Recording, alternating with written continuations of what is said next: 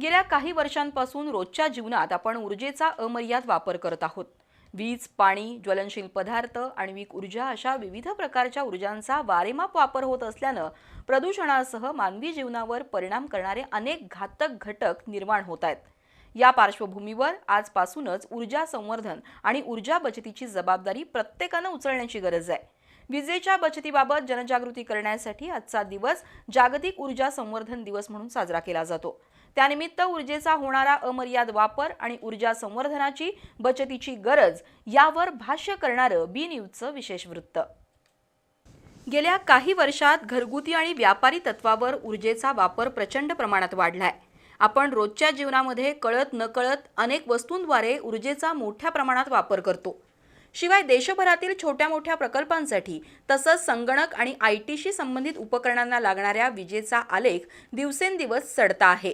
औद्योगिक जगाच्या एकूण वीज वापरापैकी 42% वापर आयटी आणि त्याच्याशी संबंधित क्षेत्राकडून केला जातो। त्यामुळे ऊर्जेवर करावा लागणारा खर्च दिवसेंदिवस वाढत चाललाय। 6G, 7G सारखं तंत्रज्ञान आणि सध्या येऊ घातलेल्या AI क्रांतीमुळे ऊर्जेच्या वापरात कमालीची वाढ होऊ लागली आहे। दुसरीकडे इंधनाच्या वाढलेल्या दरामुळे ऊर्जेवर चालणारी साधनं घेण्याकडे ओढा वाढलाय। त्यातून ई-बाईक, ई-कार, ई-बसेस, ई-ट्रेन यासारख्या संकल्पनांमुळे ऊर्जेचा अमर्याद वापर केला जातोय। शिवाय रुग्णालयांपासून ते कारखान्यांपर्यंत वापरल्या जाणाऱ्या रोबोटिक तंत्रज्ञानासाठी प्रचंड ऊर्जा वापरली जाते। आता तर मोठमोठे प्रकल्पच AIच्या माध्यमातून चालवले जात असल्यानं ऊर्जेचा अमर्याद वापर होऊ लागलाय। त्यामुळे भविष्यात विजेचं उत्पादन आणि मागणीमधील तफावत वाढत जाणार आहे। सर्व्हर व्हर्च्युअलायझेशनच्या तंत्रानं उद्योगांना आपला हार्डवेअरवर होणारा खर्च तर वाचवता येतोच, शिवाय ऊर्जा वापर, व्यवस्थापन आणि देखभालीचा खर्चही कमी होतो। जगभरातील हजारो डेटा सेंटर्समधले लाखो सर्व्हर्स अहोरात्र चालू असतात। ते वीज वापरतात आणि काम करताना भरपूर उष्णता बाहेर टाकतात। देशभरातील कोट्यावधी सर्व्हर्सना AC लागतो, त्या ठिकाणी व्हर्च्युअल सर्व्हरद्वारे ऊर्जा बचत होऊ शकते। त्याचप्रमाणे सर्व्हरच्या आतील यंत्रणा थंड करण्यासाठी बसवलेल्या फॅन्सची जागा, आकार आणि संख्या बदलल्यानं तसंच त्यामधून निर्माण होणारा थंड हवेचा झोत योग्य मार्गाने फिरवल्यामुळेही सर्व्हरच्या ऊर्जा वापरात घट होते असं दिसून आलंय। त्याचप्रमाणे योग्य प्रकारचे पॉवर सप्लाय आणि कन्व्हर्टर्सच्या वापरानेही ऊर्जा बचत होते।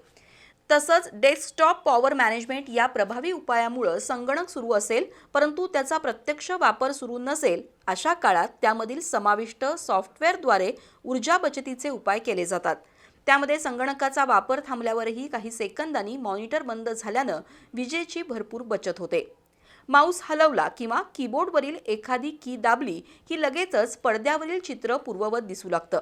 या सॉफ्टवेअरचा अवलंब करणाऱ्या कंपन्यांना पहिल्या 2 ते 3 महिन्यांपासूनच जवळजवळ 40% वीज बिल घटल्याचा अनुभव येऊ लागलाय। भविष्यात 90 ते 95% मानवी जीवन ऊर्जेवरच अवलंबून असेल।